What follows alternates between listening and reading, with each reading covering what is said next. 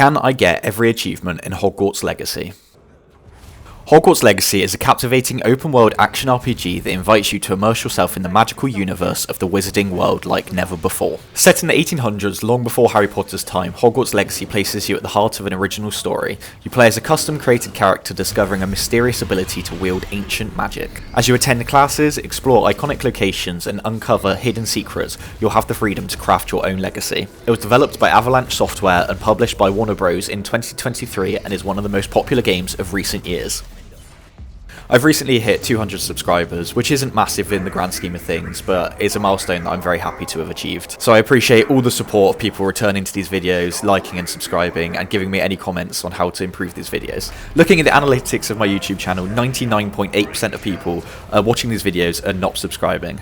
If you can please just take 2 seconds to go down and press subscribe, it goes a massive way and helps me know that I'm doing the right thing. So without further ado, please enjoy me attempting to get every single achievement in Hogwarts Legacy. You start the game by creating your own character that is going to be joining Hogwarts in the 5th year. This is obviously a little bit later to join Hogwarts than most students, but you possess some abilities that they can only dream of. As it's in the Harry Potter universe, nothing goes smoothly, so you get attacked on the way to Hogwarts and end up joining the ceremony a little bit late.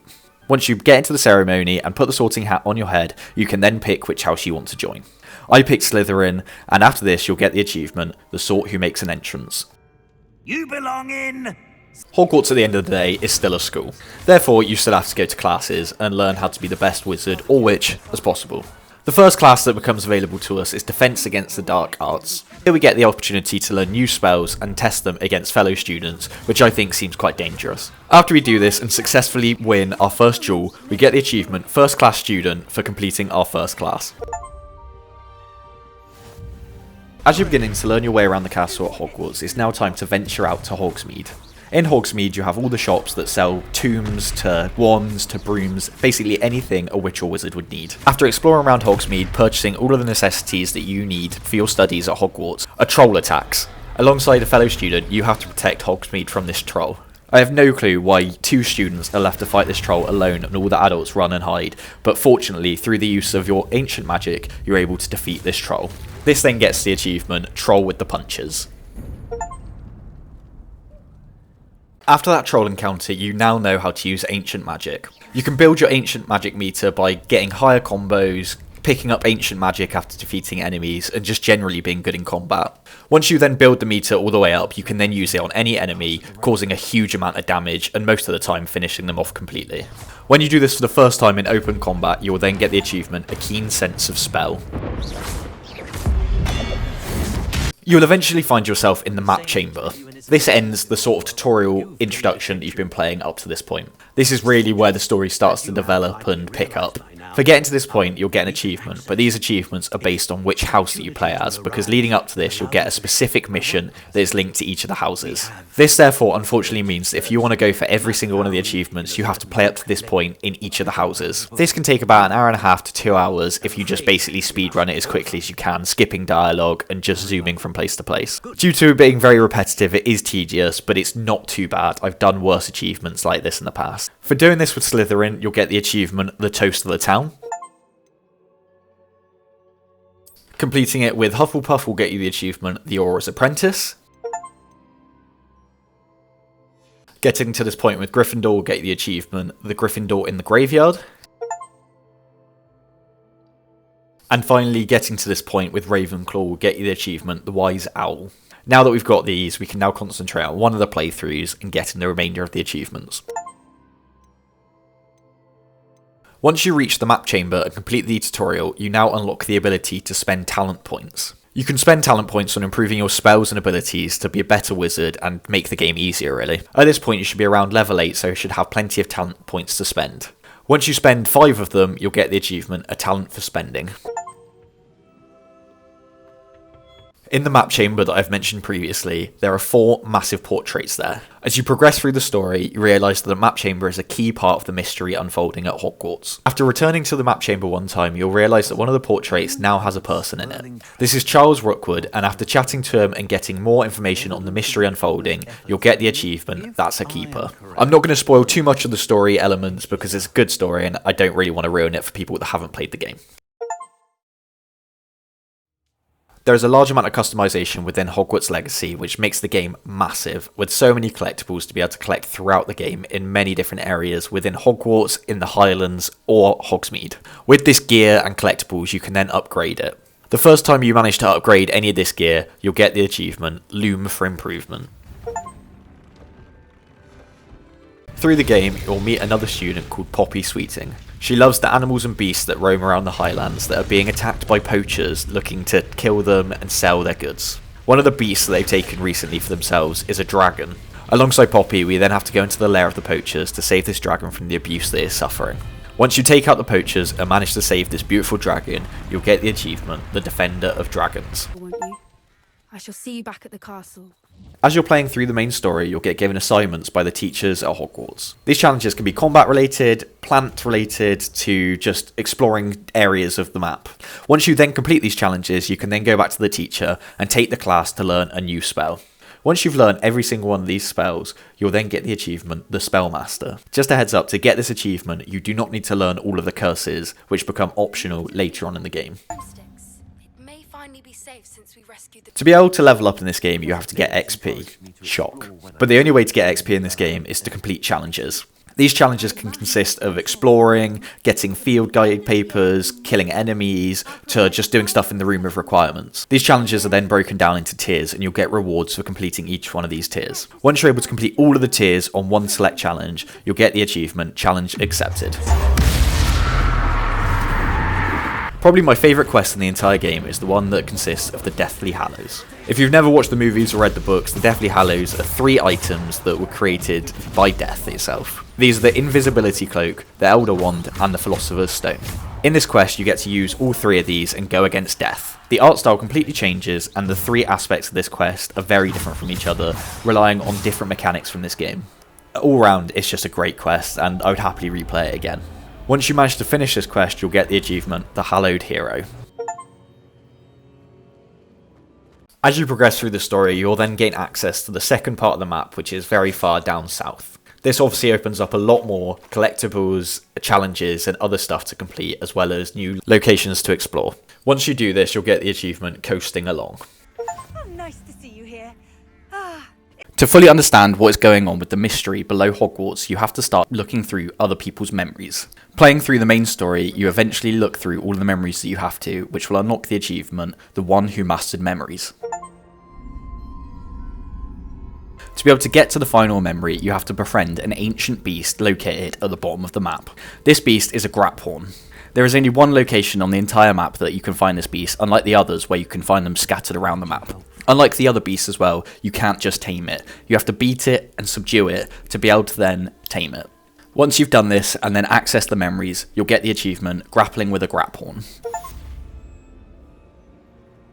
After using all the memories and everything that we've learned up to this point, we finally understand what the goblins are after. This is a massive threat to humankind, not just wizards, and we need to stop them.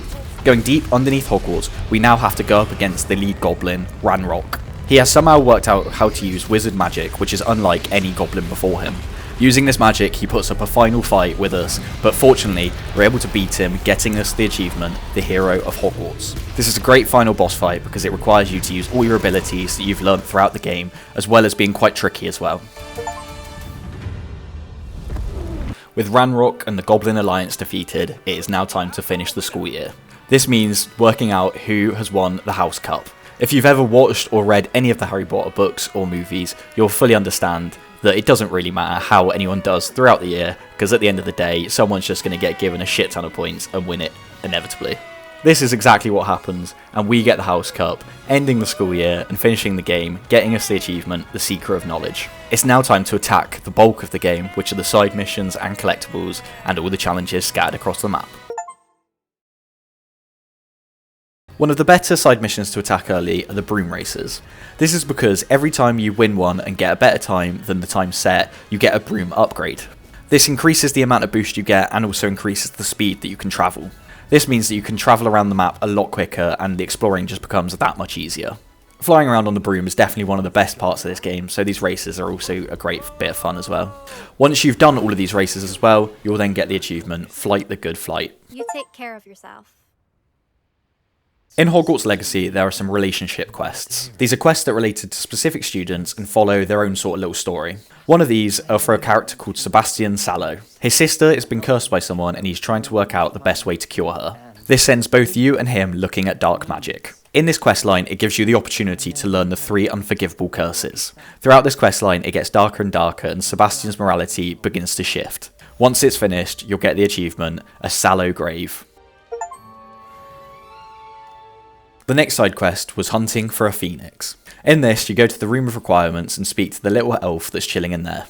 For the life of me, I can't remember his name, but he tasks you on hunting for a phoenix that his friend died looking for. Eventually, you'll find yourself in a cave where you'll come across the phoenix. After you rescue it, you will then get the achievement, Rising from the Ashes. Let's get you back to the room. Deke's going to be pleased. The next relationship line is Natse One. Natse is a fellow student, but this time she is looking to get rid of some bad people located near Hogwarts. The head of this bad group is a man called Harlow. Working together, you get rid of some of his gang scattered across the Highlands and then eventually come across him yourself. This then gives you the perfect opportunity to get rid of him once and for all. Once you do this, you'll get the achievement, the Avenging Gazelle. It is always good to see you. The final of these relationship quest lines are Poppy Sweeting. Poppy loves all the beasts scattered across the Highlands and wants to stop the poachers abusing them. Working alongside her, you get rid of as many poachers as you can and free as many animals and beasts as possible. Once you put a major stop to the poaching around Hogwarts, you then get the achievement, Beast Friends.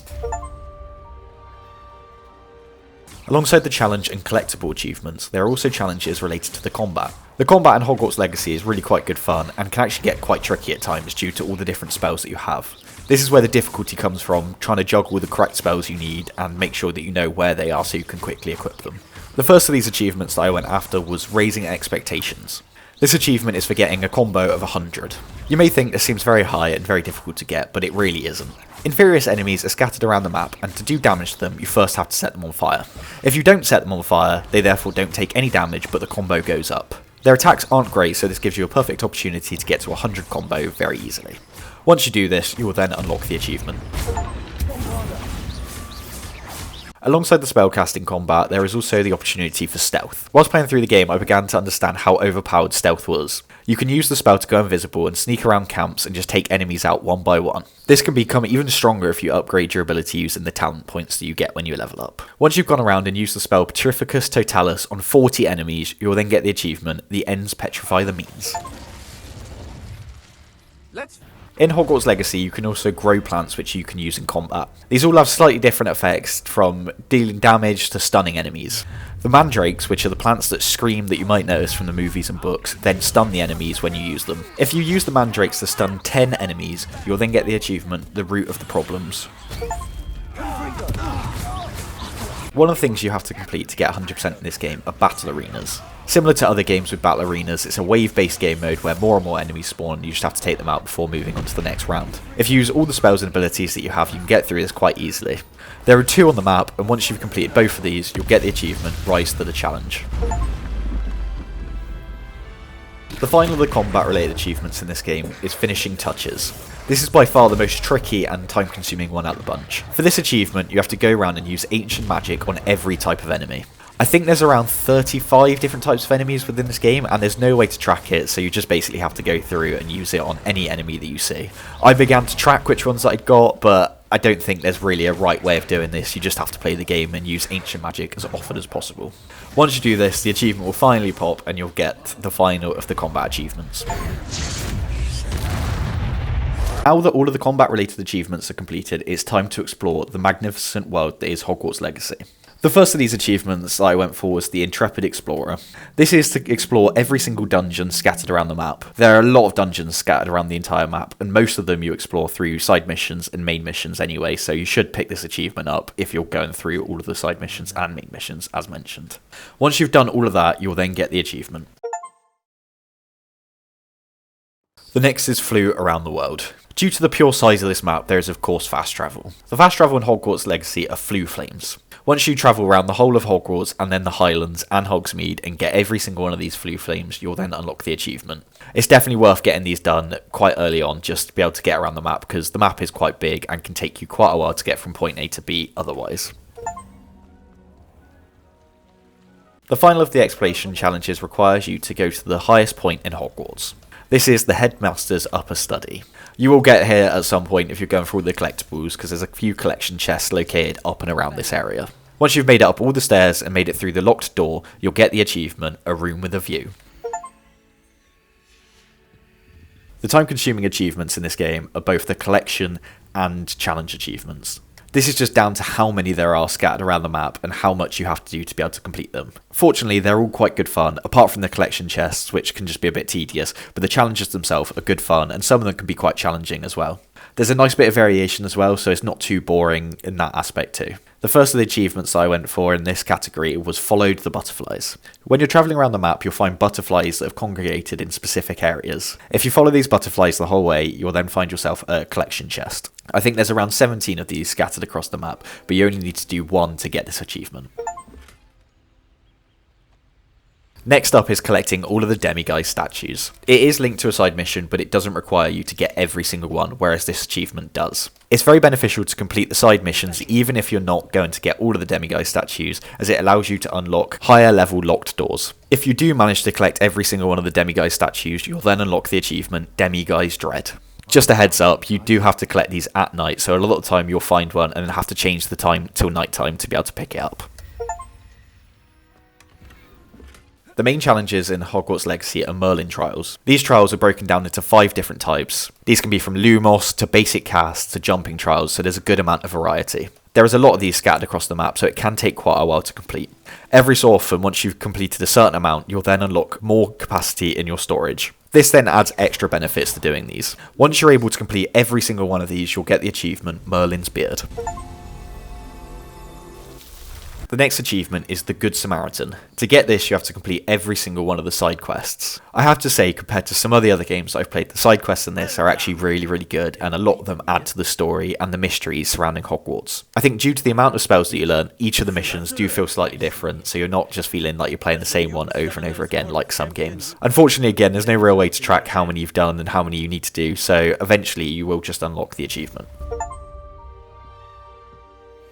And finally, the last collection-related achievement is Collector's Edition. This is by far the most annoying in probably the entire game, just because there's no possible way to track what you've got and what you still need to get. You'll just see a number in the top right-hand corner that tells you how many chests you have, but even when you've collected every single one of those, there's still more to collect. These collection items could be in challenges, in the Room of Requirements that don't show up, to random dungeons scattered around the map.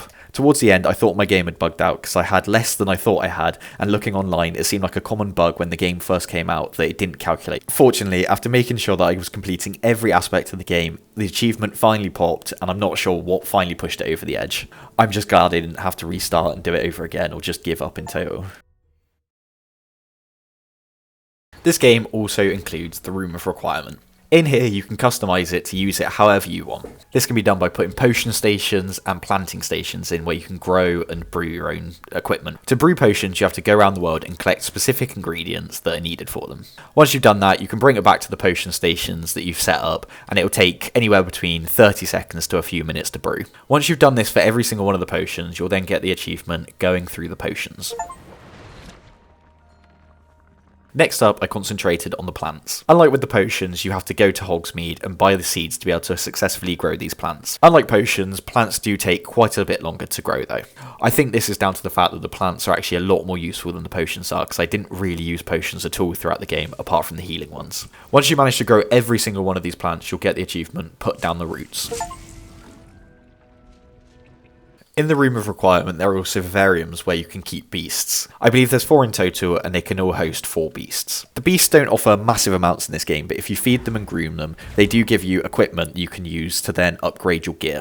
You can also breed these beasts. Again, I don't really think it adds too much to the game, but you can sell them for a decent profit. Sort of goes against you going against the poachers, but I'm not really too sure where the grey area is in that. Once you manage to breed all of these beasts, you'll then get the achievement The Nature of the Beast. This does also include the Graphorn. Using the items that you groom from the beast, you can then upgrade your gear.